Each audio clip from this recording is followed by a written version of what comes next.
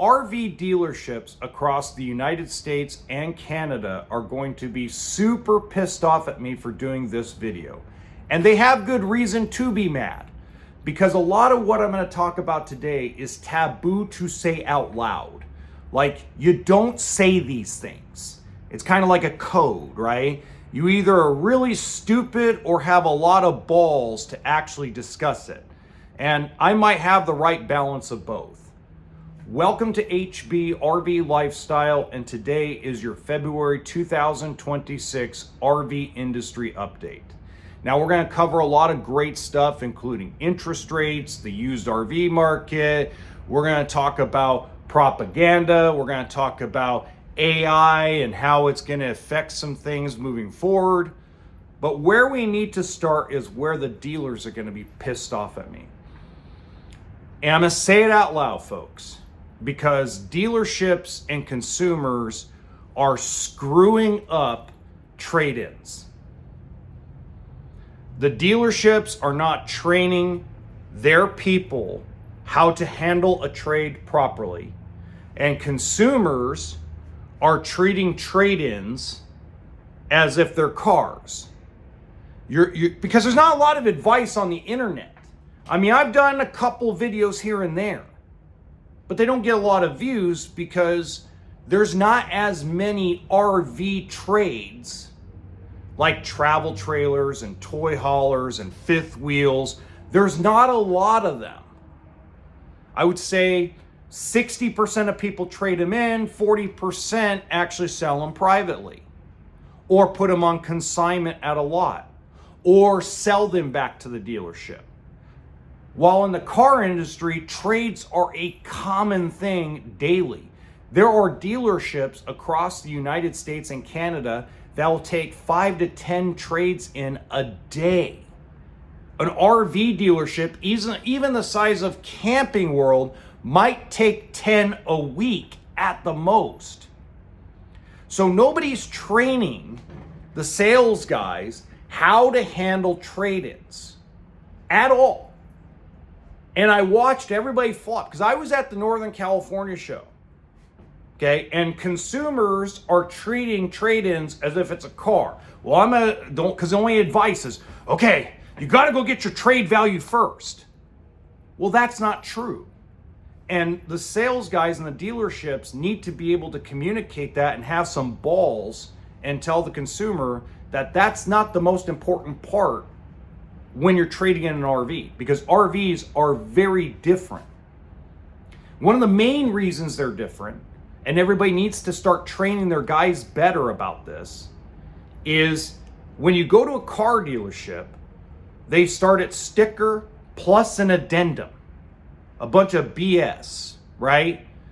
You know, I put nitrogen in the car tires.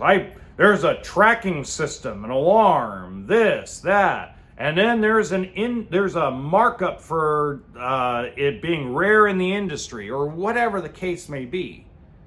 So the reason why you go get a car trade-in value up front is so you can negotiate all that crap out of the car deal.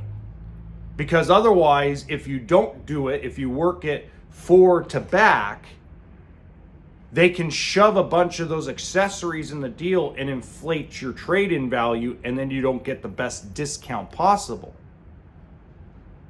Okay? Now, the RV industry, how it should be worked, and I'll go into more detail in this towards the end of this video, but how a trade-in should actually work is if you owe money, more than likely you're upside down, okay? The first box that should be negotiated is not the trade value, but the down payment on the new vehicle.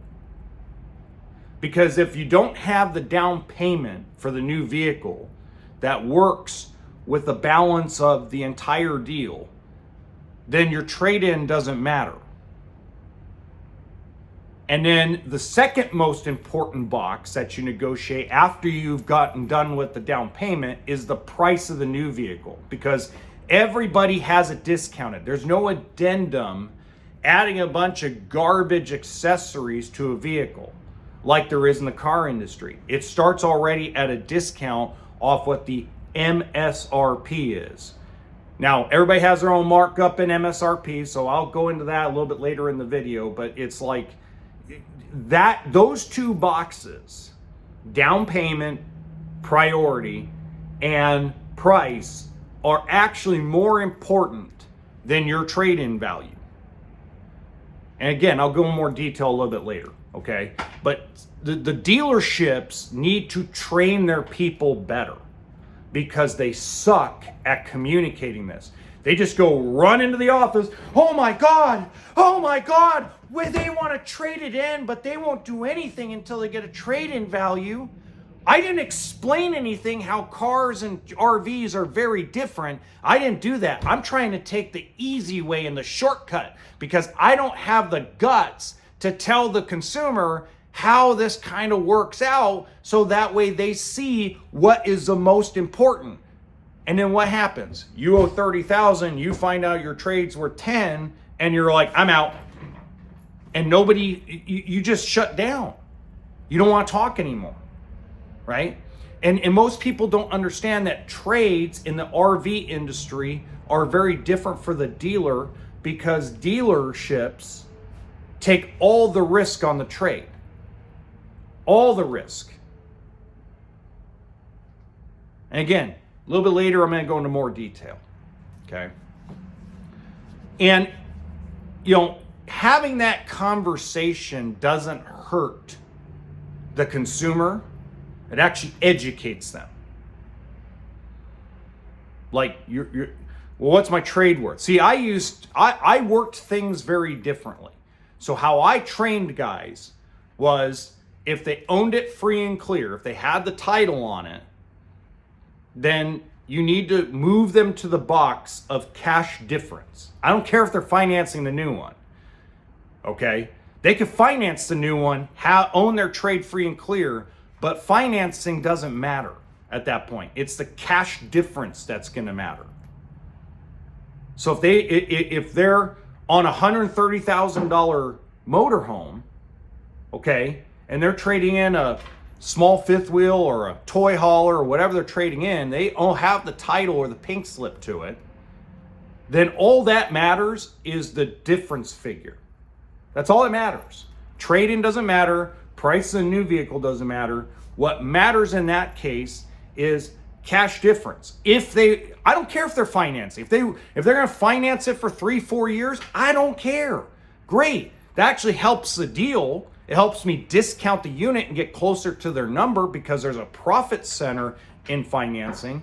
But I want to get down to what would you write a check for? If you had the money in the bank and you weren't financing it, if it was your trade, what would you be willing to write a check for if you weren't financing? And if they tell you 80 grand, then you've got an offer.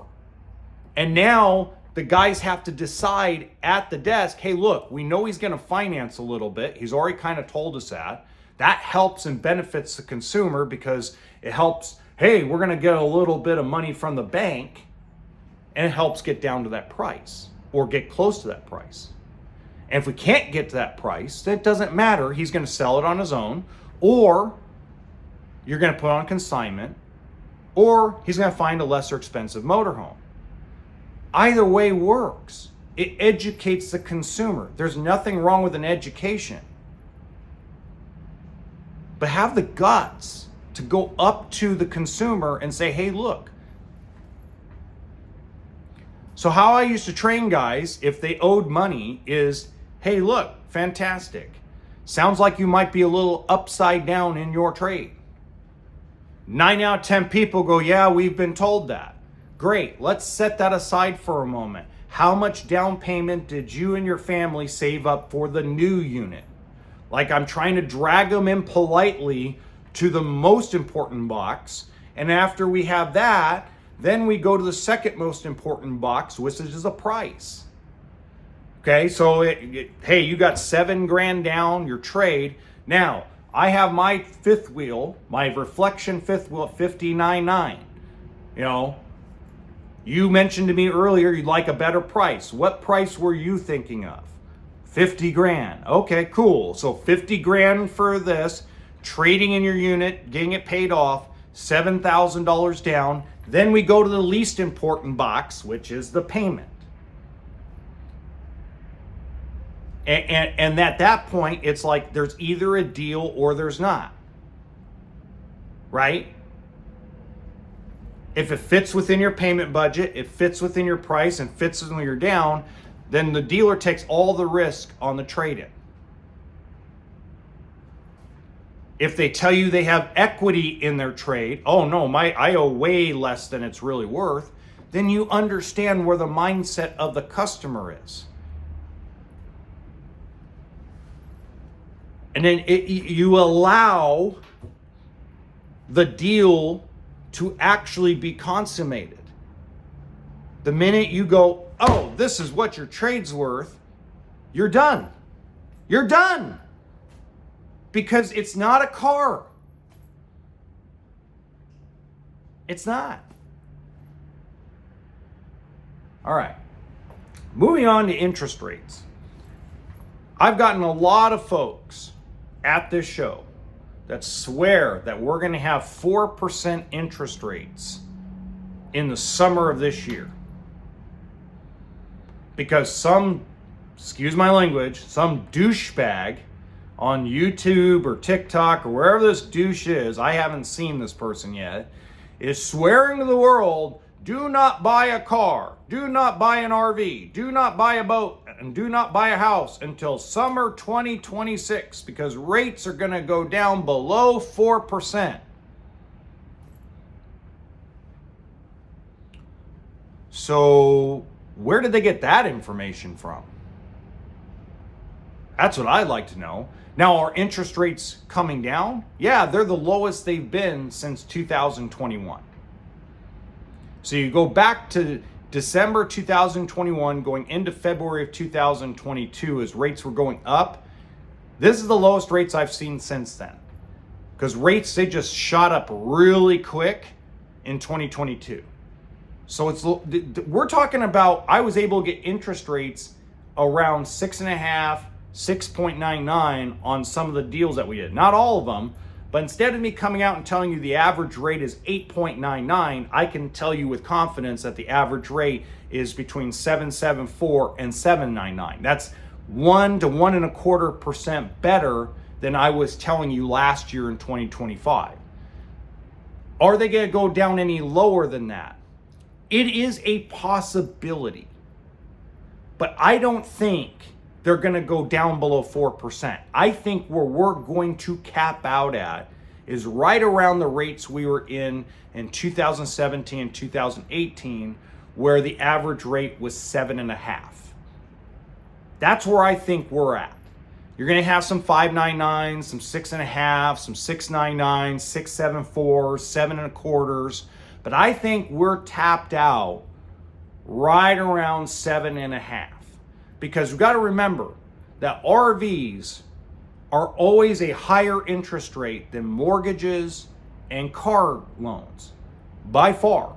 It is not even close to a common denominator. The RV industry is always 2.5 to 4.5% higher than a car loan. And I'm not talking about 0% at Ford or 0% at Toyota. I'm talking about the actual real base rate, not the buy down rate that the factory finance companies give you when they take away your rebates. Most people don't know that. Like, well, I went and got Costco pricing. Well, yeah, Costco pricing does not include any rebates. And once you get that Costco price, they take all the rebates out and they buy down the interest rate to 0%. That's how a car gets you 1.9, 0.5, 0%. They buy down the interest rate with their own finance company. Because Toyota Motor Credit or whatever they call it, even though they are attached to Toyota, they are a separate entity than the Toyota manufacturer. But because they are under the same corporate umbrella, they go, hey, we got a $5,000 rebate on Toyota Tacoma. So you can either have the $5,000 rebate, or you can have 0% financing over 48 months or 60 months or whatever the offer is. But US Bank doesn't offer that. Not with rebates. Bank of America, your own credit union, they don't offer you 0% to buy down the interest rate with Toyota's rebates. Okay. So that being said, I don't know who this knucklehead is, but whoever this person is, either is an AI channel or is just full of absolute baloney and wants attention. And that's part of social media. It really is. I went to pay attention, but attention paid me. I mean, it's just the way it goes. I mean, look how many people post 50 times a day just trying to make a buck. I mean, I understand it. Believe me. If I had the time and the energy, I would be live streaming, shaking my booty, trying to sell stuff. Believe me. And if I had the talent to do it, I would do it as well. But I don't. So it is what it is. Okay. The other thing that's going to piss dealerships off, especially if they're van motorhome sales or very dependent on van motorhome sales, Class Bs, is there is, and this Northern California show and a few other shows I've been talking to people about is confirmed. So when you looked at a lot of the sales that have gone on from Tampa to Cleveland to Spokane, Washington to Northern California, now in Detroit, you look at a lot of the major shows where you got 10 plus dealers in the show, the van motorhome fad has faded.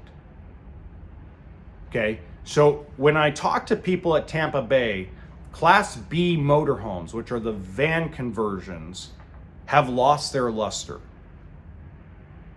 You're seeing a lot of Super C diesel motorhomes being sold. You're seeing a lot of Class A gas, Class A diesel being sold. You see a Class C motorhome resurgence, especially the small little 22s and 24 footers. So we're seeing a resurgence of the old school motorhome buyer.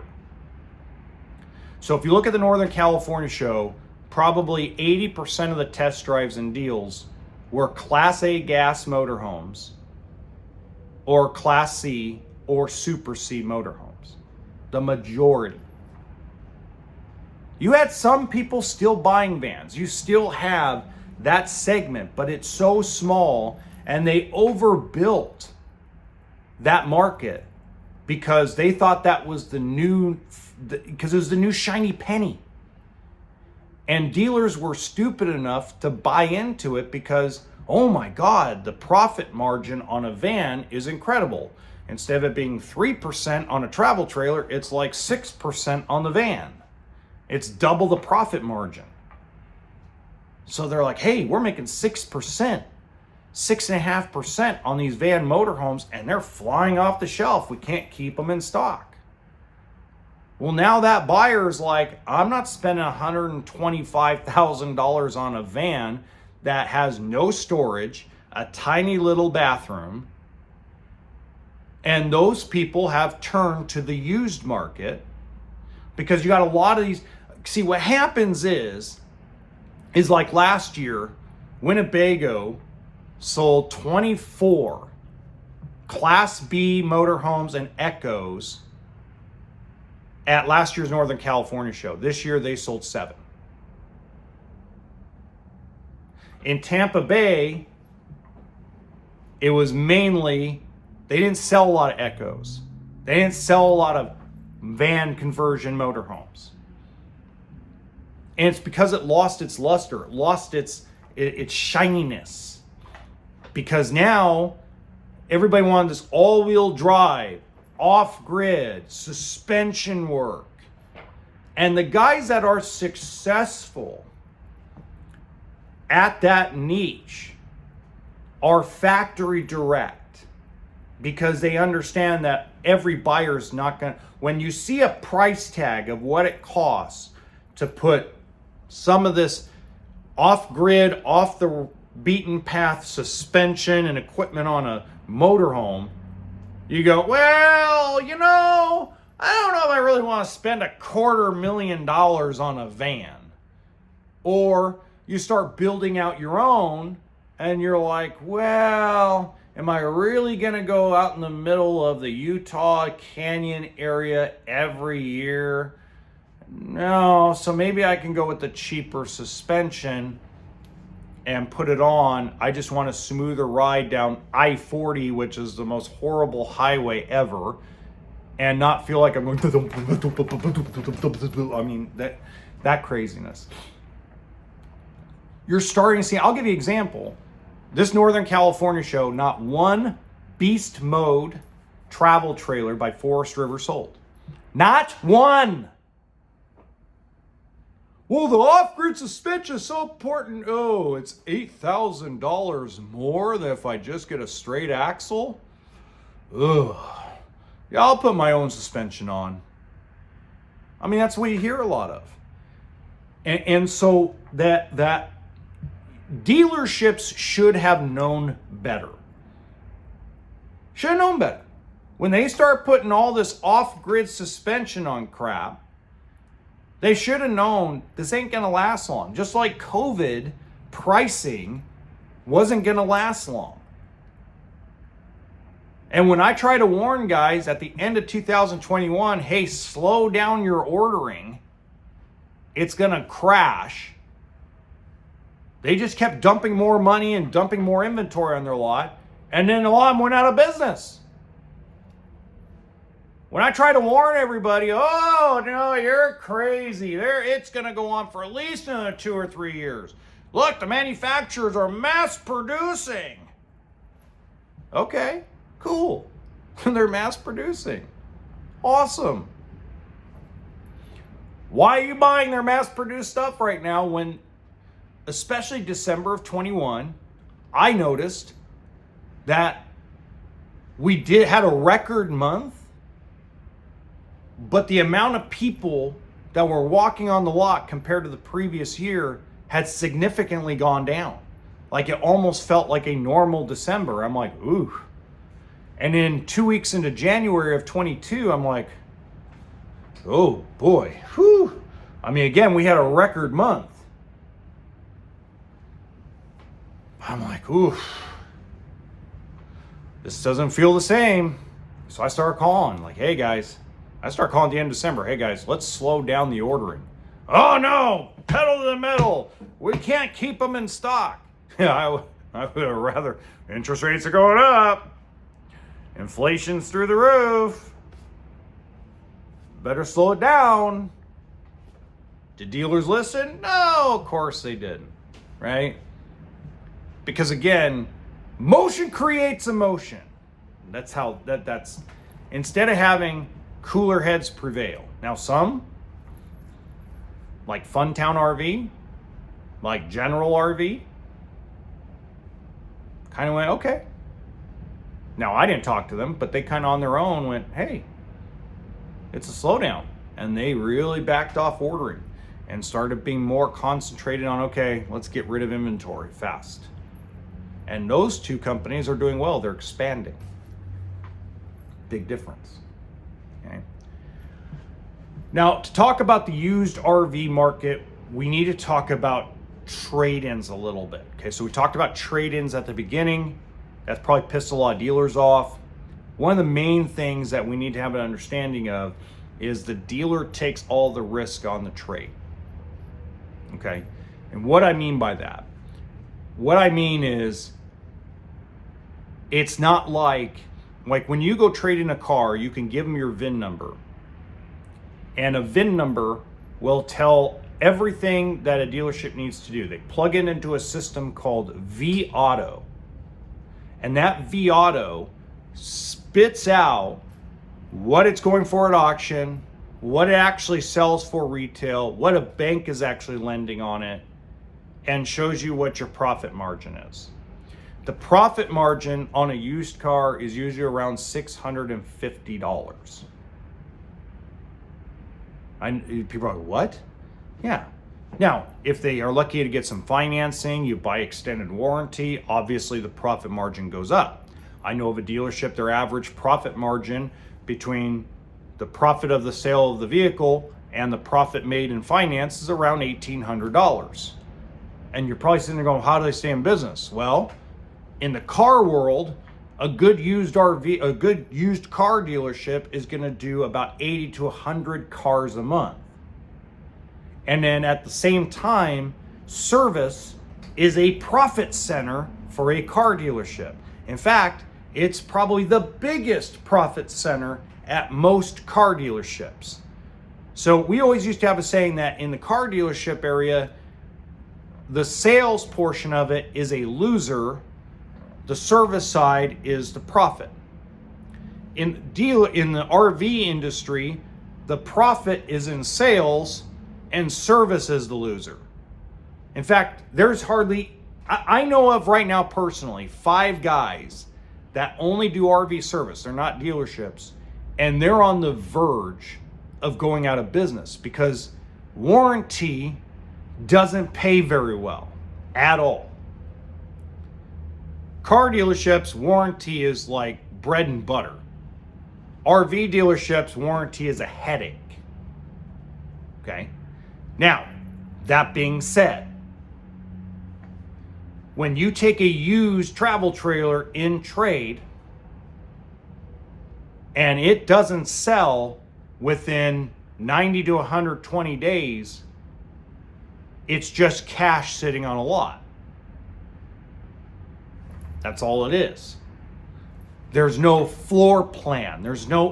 Now, you can go get a cash out loan for it, but a lot of times it takes between 90 and 120 days just to be able to get the loan on that used piece of inventory, because generally a lot of you have a payoff. It takes 15 days to pay off the loan. It takes the bank another 15 days to process the payoff. It takes 30 days for them to actually get the title all ready. Then they ship out the title to whatever state it's at. Then they take that title to that DMV, and the DMV sends it with a clean no lien holder to the dealership. Now, in a perfect world, it'd be 60 days. But unfortunately, it doesn't happen in 60 days. So dealerships that take trade-ins, it's cash out of the dealership for a minimum 4 months. So they take all the risk. Like when I take a trade-in, I cheap sell that sucker fast.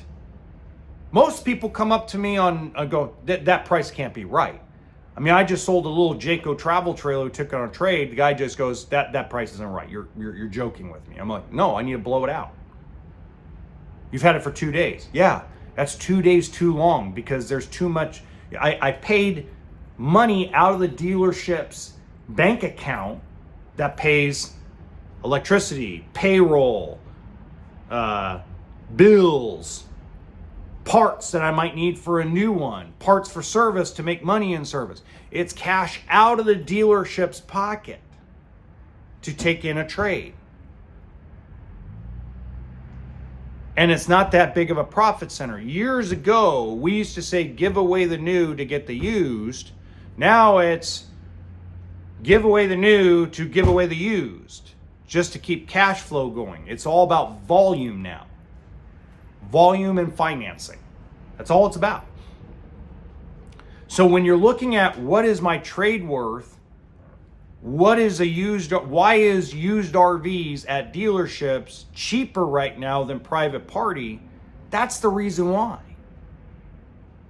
The reason why is because I don't care if you're the size of Camping World or you're the size of mom and pop. It's cash out of your pocket. The car world, they can just swap titles. It's a whole different world, whole different universe. Everything's done electronically.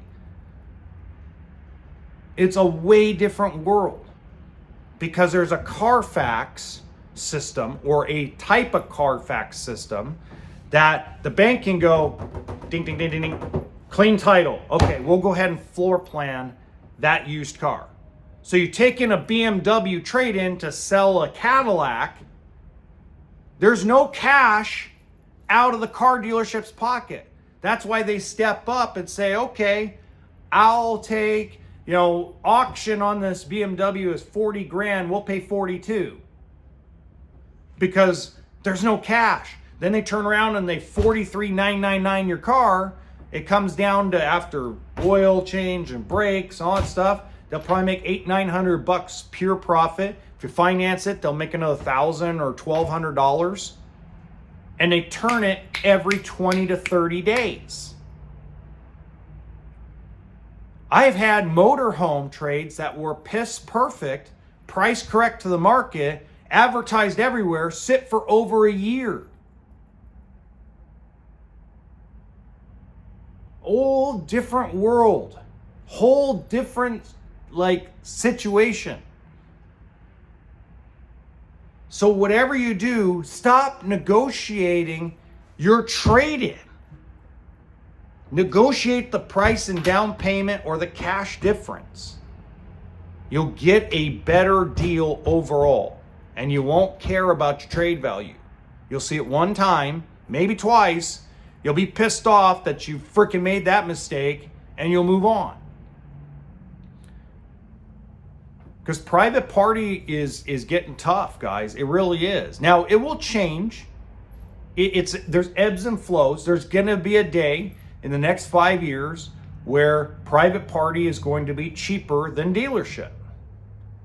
Just like credit unions and financing one day will be lower than what's offered at the dealership. Right now, in this world, so you go back to 2022, beginning of 2023, credit unions by far were cheaper interest rate wise than the banks at the dealership. Now it's the opposite. It just goes and flows. Same thing with private party versus dealership and used.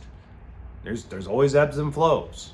That's why you shop, right? That's why you do your homework. Okay. I need to get to a point where people actually listen to me about these negative, bad AI channels.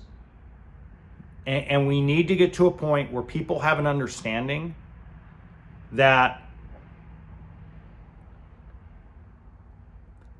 AI,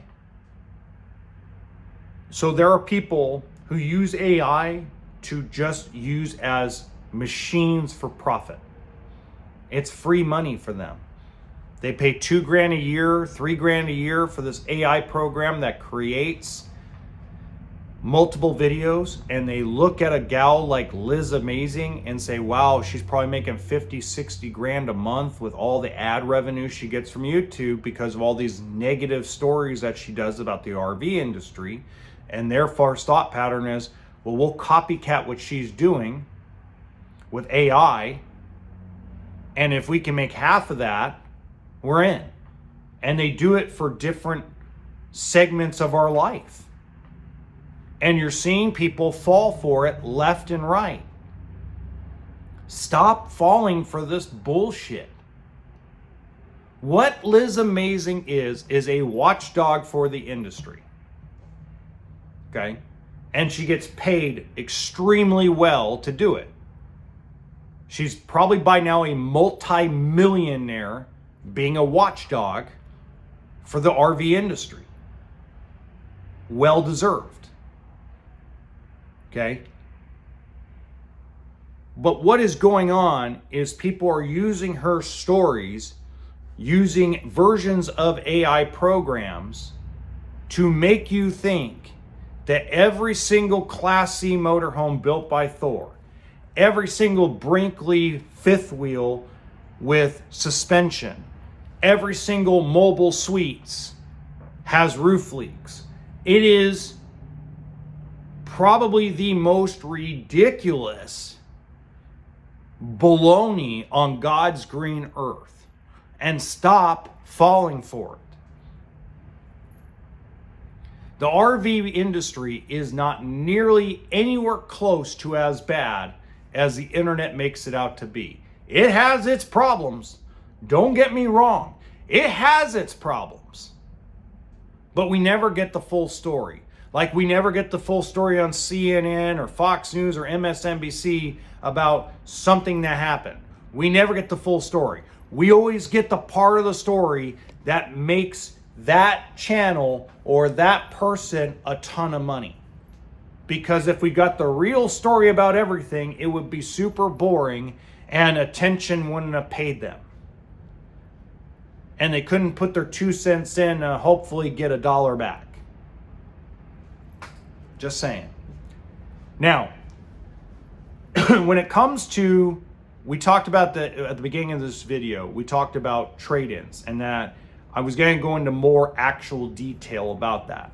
Now, for that detail, if you click on this video up here, I actually go into extreme detail about how the actual trade-in process works. And it's a long video, but I think it'll be very educational for you. So until next time, remember, RV always stands for toolkit and sense of humor.